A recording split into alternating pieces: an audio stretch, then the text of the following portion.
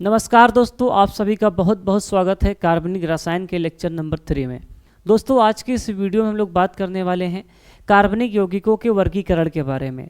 प्यारे बच्चों, इसके पहले हमने 2 क्लास लिया है, यानी कि 2 लेक्चर हुए हैं। अगर आपने उसको नहीं देखा है तो प्लीज़ उसको देख लीजिएगा, डिस्क्रिप्शन में लिंक मिल जाएगा। अगर उसको देख लेंगे तब इसको देखेंगे तो बहुत मज़ा आएगा, एकदम गर्दा गर्दा कर देंगे, ठीक है, और आप एकदम प्रसन्न होकर जाएंगे क्लास से।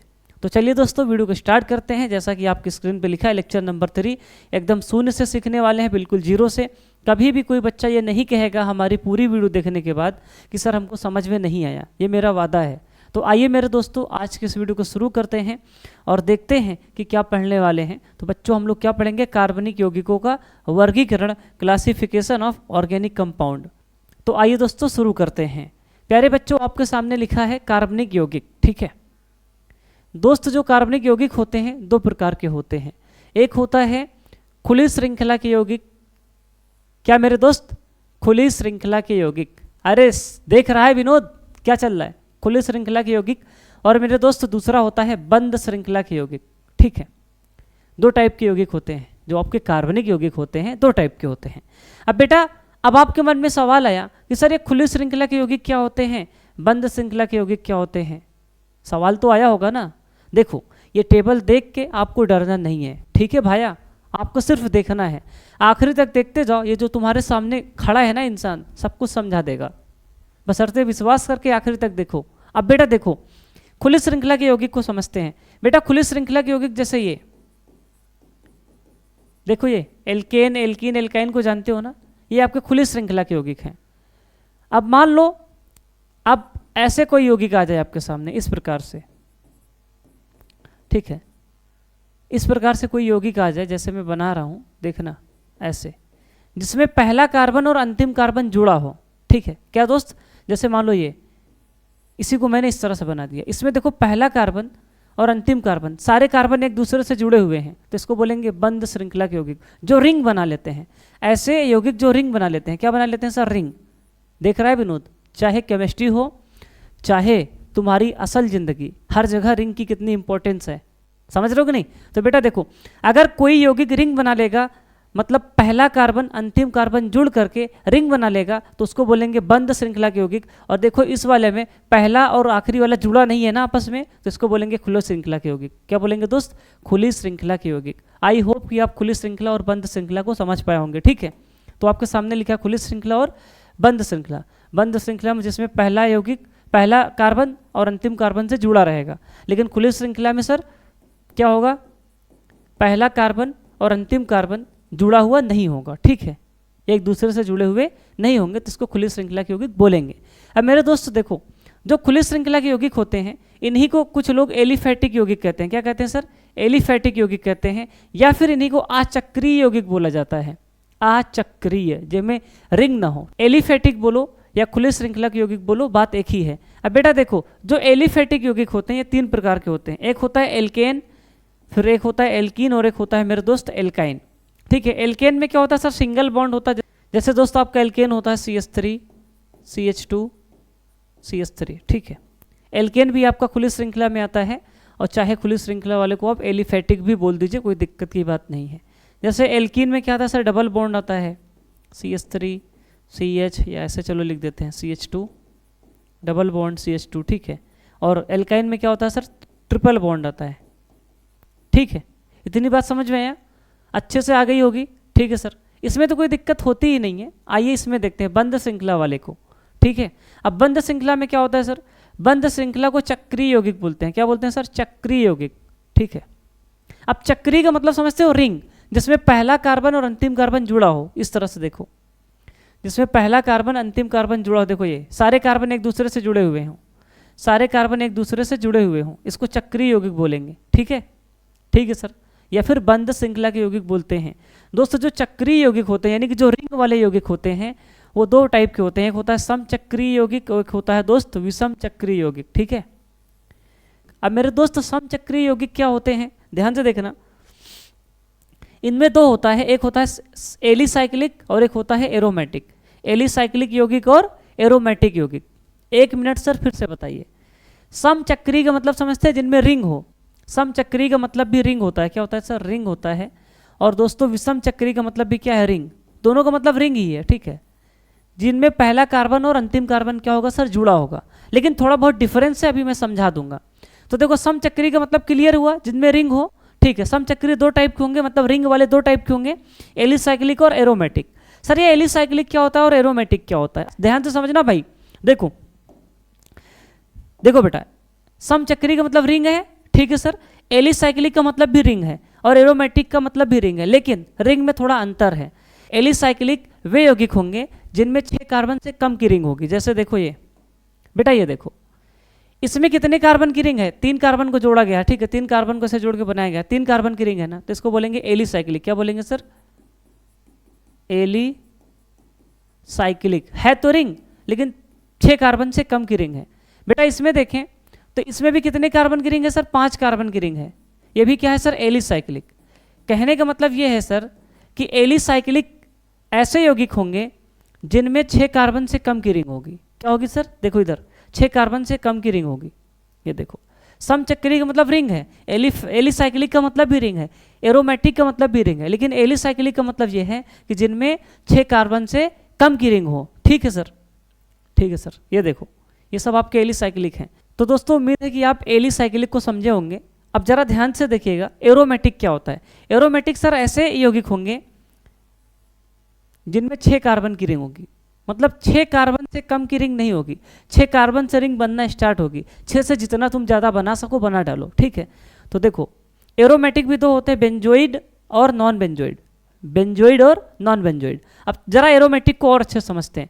बेटा ये कितने कार्बन की रिंग है सर, 6 कार्बन की रिंग है, तो इसको बोलेंगे एरोमेटिक। क्या बोलेंगे सर, एरोमेटिक। वैसे इसका नाम होता है बेंजीन। क्या नाम होता है सर, बेंजीन। जो आपका बेंजीन होता है ये एक एरोमेटिक यौगिक है। क्या है सर, एरोमेटिक यौगिक है। क्यों एरोमेटिक है, क्योंकि इसमें 6 कार्बन की रिंग है। अगर 6 कार्बन से कम की रिंग होगी तो उसे क्या बोलेंगे सर, एलिसाइक्लिक। क्या बोलेंगे सर, एलिसाइक्लिक, ठीक है। क्या बोलेंगे मेरे दोस्त, एलिसाइक्लिक बोलेंगे। जैसे ये वाला है, ये वाला है, दोनों के दोनों एलिसाइक्लिक हैं। और देखते हैं एग्जांपल। बेटा ये बताओ ये कैसा है, एलिसाइक्लिक है कि एरोमेटिक। तो दोस्त आप बताएंगे सर ये एरोमेटिक है। क्या है सर, एरोमेटिक है। क्यों एरोमेटिक है, क्योंकि मेरे दोस्त इसमें 6 कार्बन से ज़्यादा की रिंग है, ठीक है, 6 कार्बन से ज़्यादा की रिंग है, इसमें भी 6 कार्बन से ज़्यादा की रिंग है। इसका नाम है टोल्यूइन। ये भी क्या है सर, एरोमेटिक है। तो आई होप कि आप एलिसाइक्लिक और एरोमेटिक को अच्छे से पहचान पाएंगे। मेरे दोस्त, मेरे जिगर के छल्ले, मेरे भाई, मेरी बहन, अगर ना आया हो तो फिर से एक बारी बैक करके देख लेना, आपको समझ में आ जाएगा और अच्छे से, ठीक है। अब बेटा देखो मैं आपको फिर से यहाँ पे लाता हूँ। आपका ये क्लियर हुआ यहाँ तक। खुली श्रृंखला को ही दोस्तों एलिफैटिक यौगिक बोलेंगे या अचक्रीय यौगिक बोलेंगे। ये 3 प्रकार के होते हैं, एल्केन, एल्कीन, एल्काइन। एल्केन में सिंगल बॉन्ड, एल्कीन में डबल बॉन्ड, एल्काइन में ट्रिपल बॉन्ड। फिर मेरे दोस्त मैंने बताया बंद श्रृंखला के यौगिक को चक्रीय यौगिक बोलते हैं। चक्रीय यौगिक का मतलब होता है रिंग। क्या होता है सर, रिंग। और रिंग वाले यौगिक 2 प्रकार के होते हैं, समचक्रीय और विषम चक्रीय। अब देखो विषम चक्रीय का मतलब भी रिंग है, रिंग ही है, ठीक है। लेकिन दोस्तों रिंग 2 टाइप की होगी, एलिसाइक्लिक और एरोमेटिक।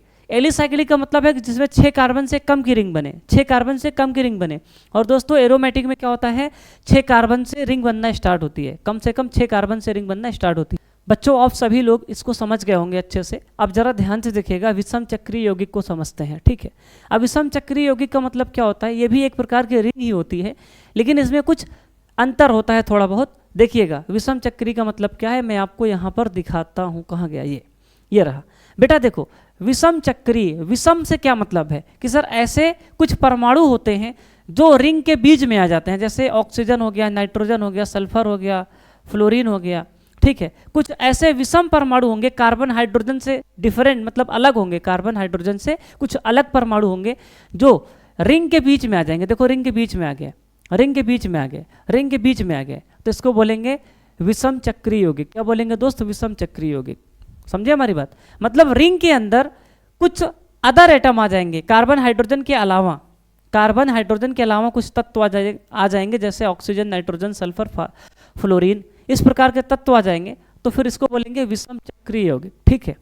ठीक है सर, अच्छे से आप समझ पाए होंगे कि सर विषम चक्रीय क्या होता है, समचक्रीय क्या होता है, एलिसाइक्लिक क्या होता है, एरोमेटिक क्या होता है। सब लोग समझ गए, ठीक है। अब बेटा देखो, अब एरोमेटिक 2 प्रकार का होता है, बेंजोइड और नॉन बेंजोइड। क्या होता है सर, बेंजोइड और नॉन बेंजोइड। याद रखना नाम को। बेटा देखो बेंजोइड यहाँ पे आपके सामने लिखा होगा, ये देखो बेंजोइड। अब बेंजोइड क्या है सर, एरोमेटिक कंपाउंड है। और दोस्त जो एरोमेटिक कंपाउंड होते हैं उनमें रिंग कितने कार्बन से बनना स्टार्ट होती है सर? 6 कार्बन से। 6 कार्बन से रिंग बनना स्टार्ट होती है। तो बेंजोइड जो यौगिक होते हैं ऐसे यौगिक जिसमें बेंजीन रिंग होती है। एरोमेटिक का मतलब 6 कार्बन है ना, 6 कार्बन से रिंग बनना स्टार्ट होगी। तो जिस भी रिंग में बेंजीन होगा उसे बेंजोइड बोलेंगे। क्या बोलेंगे सर? बेंजोइड यौगिक बोलेंगे। ठीक है, ठीक है सर। बेंजीन खुद एक बेंजोइड यौगिक है। क्यों? क्योंकि बेंजीन ही है। ठीक है, 2 बारी बेंजीन बन गया क्या? ठीक है, कोई बात नहीं। यहाँ पे CH3 लगा दो। ठीक है, तो ये भी आपका क्या है सर? बेंजोइड यौगिक है। क्यों? क्योंकि सर बेंजीन रिंग के ऊपर CH3 लगा है। जैसे मैंने 2 बेंजीन रिंग को जोड़ दिया तो ये भी क्या है? बेंजोइड है। क्यों? क्योंकि सर इसमें बेंजीन उपस्थित है। बेंजीन सब लोग जानते हो ना, ये उपस्थित होगा तो इसको बोलेंगे बेंजोइड यौगिक। क्या बोलेंगे सर? बेंजोइड यौगिक। ठीक है, आगे आता है नॉन बेंजोइड। सर ये नॉन बेंजोइड क्या होता है? जिसमें बेंजीन रिंग नहीं होगी, 6 कार्बन की रिंग मतलब बेंजीन नहीं होगी। ठीक है, अब बेटा देखो जैसे ये इसमें क्या बेंजीन है? बेंजीन का स्ट्रक्चर ऐसे होता है, इस प्रकार से सीधे सीधे। सर ये तो नहीं है इसमें, तो इससे बोलेंगे नॉन बेंजोइड। ठीक है, इसमें भी देखो बेंजीन नहीं है तो इसको क्या बोलेंगे दोस्त? Non benzenoid. इतनी बात समझ में आई क्या? अगर दोस्त इतनी बात समझ में आई तो कमेंट कर दो यस सर। अगर आपको वीडियो अच्छी लगी तो वीडियो को लाइक करिए, चैनल बनाए तो सब्सक्राइब करिए। ठीक है, और वीडियो को शेयर करिए। फटाक से कमेंट करिए क्या आप समझ पाए। अब आइए जाते जाते आपको एक बार क्विक रिवाइज कराते हैं कि इसको कैसे समझना है। मेरे दोस्त ध्यान से देखना, आप नजरें स्क्रीन पर रखना। कार्बनिक यौगिक 2 प्रकार के होंगे, खुली श्रृंखला के यौगिक और बंद श्रृंखला के यौगिक। खुली श्रृंखला के यौगिक ऐसे यौगिक होंगे जिनमें पहला कार्बन और अंतिम कार्बन एक दूसरे से जुड़े हुए नहीं होंगे।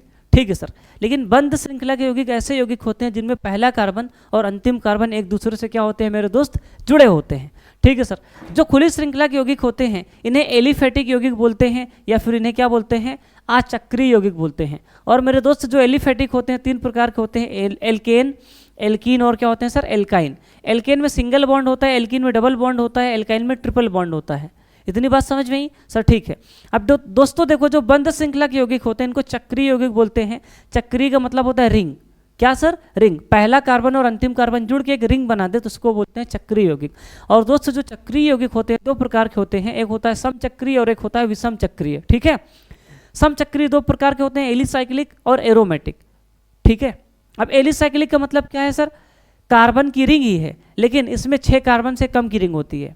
ऐसी कार्बन की रिंग जिसमें 6 कार्बन से कम की रिंग हो। एरोमेटिक में क्या होता है? कम से कम 6 कार्बन रिंग में होने चाहिए। ठीक है, अब विषम चक्रीय में क्या होता है? रिंग के बीच में कुछ हेट्रो एटम्स आ जाते हैं, विषम परमाणु आ जाते हैं, oxygen, nitrogen, phosphorus, sulphur, fluorine, इस प्रकार के तत्व आ जाते हैं। ठीक है, तो आई होप कि दोस्तों आप इसको समझ पाए होंगे बहुत अच्छे से। ठीक है, तो दोस्तों आज इतना ही करते हैं। अब हम लोग नेक्स्ट क्लास में IUPAC पढ़ने वाले हैं। ठीक है, IUPAC नोमेनक्लेचर। अगर आपको वीडियो अच्छी लगी तो वीडियो को लाइक करिए, चैनल पर सब्सक्राइब करिए, वीडियो को शेयर करिए। ऐसे ही प्यार और सपोर्ट बनाए रखिए। आपके लिए हम बहुत मस्त अच्छी वीडियो लेकर आते रहेंगे। और हाँ, आपके लिए हम केमिस्ट्री आसान बनाने का प्रयास करेंगे। Thank you so much, love you all, Radhe Radhe.